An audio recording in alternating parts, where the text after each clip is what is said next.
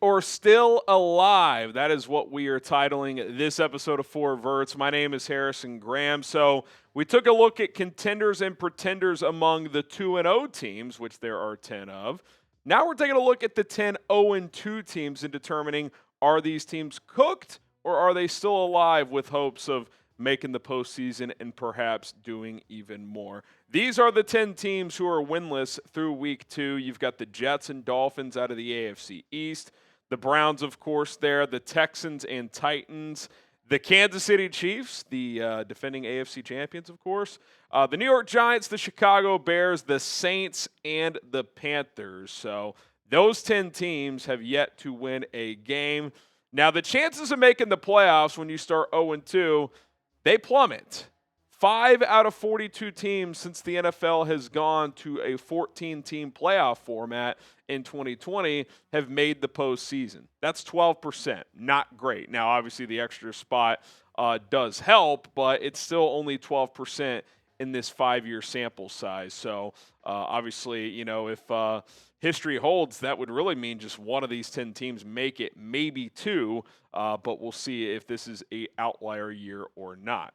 All right, last year we had just launched the channel in late July, and in the month of September we picked up 766 new subscribers. Can we top that this month? We're about halfway through the month and we're at 282, so we're not quite at pace. If you love the NFL, if you're a college football fan, if you want free and daily content around the football world, we're the channel for you. Give us a chance, hit that subscribe button. Hell, set an alarm a week from now that says stay subscribed or unsubscribe. If you're not a fan of the show, then you can unsubscribe. But give us a chance. It's free. All you got to do is hit the subscribe button.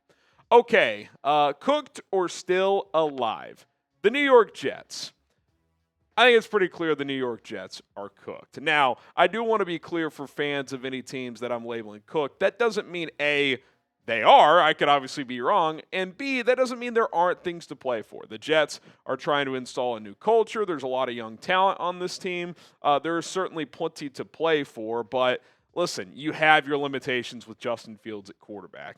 Week 1 was exciting. It was fun. They couldn't win that shootout with Pittsburgh. And then it crashed back to earth this week. Then he got concussed. We'll see if he plays this week or not. But when he's your quarterback, you have to have a good defense and a really good running game. I think they have a pretty good running game, and I think they have a talented defense that's underwhelming so far. We'll see if that side of it gets turned around. I think they'll be scrappy as the year goes on, but this is not a team I envision that could get this turned around and, flirt with the playoff spot. The Miami Dolphins, cooked or still alive? They are so cooked.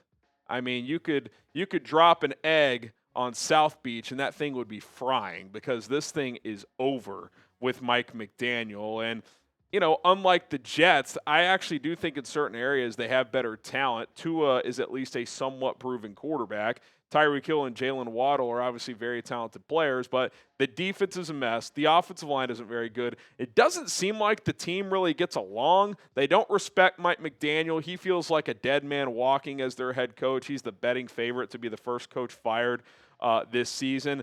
I just don't see how this thing gets back on track. Now, the one thing they got going, if you're them or if you're the Jets, the AFC East isn't very good other than the Bills, so you might have some winnable games, but Miami lost to New England last week. That was a game you had to have if we're being completely honest, and they didn't get it. So I think changes are coming. I think they're going to fire McDaniel. I think Tyreek Hill is going to be traded before the deadline, and this team's going to look a lot different a year from now. Will Mike McDaniel get fired midseason? I think he's going to. If they get embarrassed on Thursday night against the Bills, it could happen then because then they don't play again until the following Monday. So like 10, 11 days later. It's basically a bye week. I could see Stephen Ross just pulling the plug on this thing. I think he gets fired midseason. Whether it's this week or a month from now, I don't expect him to get through week 17. Okay, the Cleveland Browns. Look, they were one of the cooked teams before the season started. When Joe Flacco is your starting quarterback in the year of 2025 and you don't have an elite running game to pair with him, they started Jerome Ford to start the season, you got no shot. Now, Quinshon Judkins got activated. I thought he looked pretty good in garbage time last week. That should help, but they just don't have enough, especially at the quarterback position, to make a run of any sorts this year. The real question is when do they give Dylan Gabriel and or Shedeur Sanders a shot? Is that in like week 6 to 8 area? Is that like way later, after Thanksgiving? Time will tell. We'll see how patient Kevin Stefanski is, but this is going to be one of the worst teams in the NFL this year. So, yeah, they are cooked. Okay, the Houston Texans, who are surprisingly 0-2. They've won the AFC South the last few years. I absolutely think they're still alive. I don't think they're cooked. They've lost 2 close games to the Rams and the Bucs, 2 major NFC contenders. They had the Bucs beat on Monday Night Football and couldn't quite seal the deal. I will say this, though. We're well over a year into this offense having issues. C.J. Stroud is missing too many throws. The offensive line still has issues. They can't run the football. I don't like their running backs that much. It's kind of a mess, and I don't know if there's an easy fix to their offensive woes. I mean, if they get Joe Mixon back at some point, that should help, but they should still be more potent than what they are, and I don't really know what the issue is. I think it's a combination of things. Nick Caley, they brought in to be the OC. He doesn't feel like an upgrade over Bobby Slowick, so I do think there are real concerns there, but the division they play in, they do have talent. I don't think they're cooked by any means, but they do got to get this thing going offensively. Something you guys should all get going with is Prize Picks. Today's show is brought to you by Prize Picks. You and I make decisions every day, but on Prize Picks, being right can get you paid. Don't miss any of the excitement this season on Prize Picks, where it's good to be right. Prize Picks is the best daily fantasy sports app out there, and with football back, it's the perfect time to give it a try if you never have. It's very easy to play Prize Picks, as you just pick more or less on stat projections on 2 to 6 player lineups. If you get your lineup right, you can win up to 2,000 times your money. Prize Picks also invented the flex play, which means you can still cash out if your lineup isn't perfect. You can double your money even if one of your picks doesn't hit. For Week 3, Prize Picks is offering a max discount for Patrick Mahomes. More than half a passing yard. I've turned that into a 3-player lineup. I've got the more on passing yards for both Caleb Williams and Dak Prescott. Cowboys and Bears playing each other. Both secondaries are not playing well at all right now. I could see that being a shootout, so a lot of passing yards there. $20 entry to win $105. Download the Prize Picks app today. Use our code CLNS to get $50 in lineups after you play your first $5 lineup. That is code CLNS to get $50 in lineups after you play your first $5 lineup. Prize Picks, it's good to be right. All right, cooked or still alive, team number 5 here, the Tennessee Titans. I'm actually going to say they're still alive. I kind of sneakily like them coming into the year, because I don't think their defense is terrible. Now, the Rams had a field day on them, but we saw in Week 1, they created 4 turnovers against Denver. They kept them in that game. I think Cam Ward, his raw stats look much worse than he's actually played. I'm not going to be one of these social media blowhards and act like, oh, watch the film, he's been incredible. I think he's been a typical rookie quarterback. There's been some ups, there's been some downs. His O-line can't protect, and the receivers are letting him down. So if that continues, they are cooked. But if they can get a little more consistent in at least one of those areas, Calvin Ridley's dropped a lot of passes, I think they could win some games. I don't think they're going to be a playoff team, but they're in a bad division, and I don't think they're just way, way far behind some of these other teams who are near the bottom of the league. So we'll see if things progress. That Denver game was very winnable in Week 1. Okay, the Kansas City Chiefs, who obviously have won 3 Super Bowls over the last several years, were in the Super Bowl last year, have lost 2 close games to the Chargers and the Philadelphia Eagles. Obviously, they're still alive. The question is this the year they don't win the division? Because they've won it 9 years in a row. I don't think they're getting a lot of help around Patrick Mahomes right now. Offensive line's been average. They're down their top 2 receivers right now. Worthy should be back soon, so that's a good sign. Rashee Rice will come back in Week 7, but they don't run the football that well either. Isaiah Pacheco's been ineffective, so Mahomes is kind of having to carry them. Even more so than normal. So, they're just trying to stay afloat until they get some of these pieces back. They're not as deep in terms of their roster as they were, a few years ago. Obviously, a lot of these big contracts have kicked in, but I still think they're good. I think they're one of those teams, as long as they're in the playoffs, they absolutely can make a run, because we saw a couple years ago, they went on the road in every playoff game after the first round and won the Super Bowl. So, this team may not win the division, but could they be like a dangerous 6 or 7 seed that no one wants to face? Yeah, that's definitely a possibility. Okay, the New York Giants. I went back and forth on this one.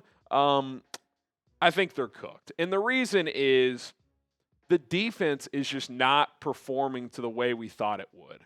I thought the front four would cause more havoc. There's been flashes there. Kayvon Thibodeau's playing well. We've seen some flashes from Abdul Carter. Brian Burns has been a little hit and miss, but not good enough. I don't like their DC, Shane Bowen. Sure, Russell Wilson turned back the clock against Dallas, but in week 1, he looked terrible. We know he's kind of just a stopgap until they go to Jackson Dart. They needed to beat the Cowboys to kind of settle into this season, and they didn't. I think they could kind of be like the Jets, like a scrappy team, but I don't think they're going to win a ton of games. I think they're cooked in terms of trying to make a push this year. All right, we did this video on the opposite end of the spectrum, taking a look at all 10 2-0 teams, contenders or pretenders. I placed all the 2-0 teams into the contender or pretender category. So subscribe to the channel, go to the content tab. If you see this video, that is that episode. Click and go check it out, and obviously go enjoy the rest of our shows here on 4 Verts. Okay, the Chicago Bears. I went back and forth. Obviously, you guys know I'm a Bears fan. I host our Chicago Bears Now channel. I think a little bias is kicked in here. I said still alive. Here's why. Number one, I think the Vikings are a team that when they play them again, they could beat them. So that's a team in the NFC North they could leapfrog, so that helps. Their upcoming stretch is actually manageable. They play Dallas, the Raiders, the Bengals without Joe Burrow, the Saints. Like, they've got some winnable games coming up. They have Dallas and Vegas before the bye week. If they could win those 2 games, the season is absolutely back on. There's actually been some positive signs of growth within structure from Caleb Williams. If that continues, that's good. Now, the defense is worse than expected, and their best player is out for the year likely in Jalen Johnson. So that may be insurmountable. That loss to the Vikings in week 1 might end up being the game that buries them. But if they can win this week, they're still alive. If they lose, stick a fork in them, they're done. Okay, the New Orleans Saints are next up. Look, kind of like the Browns. This was a team before the season started that really had no chance of being a playoff team. But I will say this, and I do have them in the cooked category, they've been better than expected. They lost by a touchdown in week 1 to the Cardinals, who are 2-0. They played the 49ers competitively, 26-21. They lost that game. Granted, it was Mac Jones, but still. But I think Spencer Rattler's actually been better than expected. He's been pretty solid so far. But the roster as a whole is just not there. I mean, they just do not have the pieces up and down the roster. But they've been competitive. Could they be like the Cardinals 2 years ago? I remember everybody was like, this is going to be the worst team in the league by far. Jonathan Gannon, no one wanted the job. And then they won like 4 or 5 games when people thought they could win 1 or 2. But more so than that, they were in like 12 or 13 of their 17 games. Like, they were very competitive. Maybe the Saints are that team. They only win like 4 games, but when you add up the 17 games, it's like, well, they were in like 12 or 13 one-score games. They just weren't quite there. So I think if you're a Saints fan, there's actually been some positive signs with Kellen Moore, with Spencer Rattler. So I think there's reason for like long-term optimism. But for this year, I mean, they just don't have the bodies. Okay, the Carolina Panthers. Big year, right? I mean, year 2 with Canales, year 3 with Bryce Young, social media's favorite quarterback. I'll give them the benefit of the doubt and say still alive. I went back and forth. I think being in that division helps, and I do think they're better than the Saints, another 0-2 team that we just talked about in that division. But I haven't seen that next step with Bryce Young. You know, they kind of came back against Arizona, but then when they got the onside kick and it actually was close, they couldn't seal the deal. But the defense looks moderately better overall. They can still run the football with Chuba Hubbard. I've got them still alive, but a lot of that is just because of the division, and their schedule is very easy. Like, there's a lot of games where it's like, oh, they could beat them. They could beat them. So still alive for now, but the clock is certainly ticking for Carolina.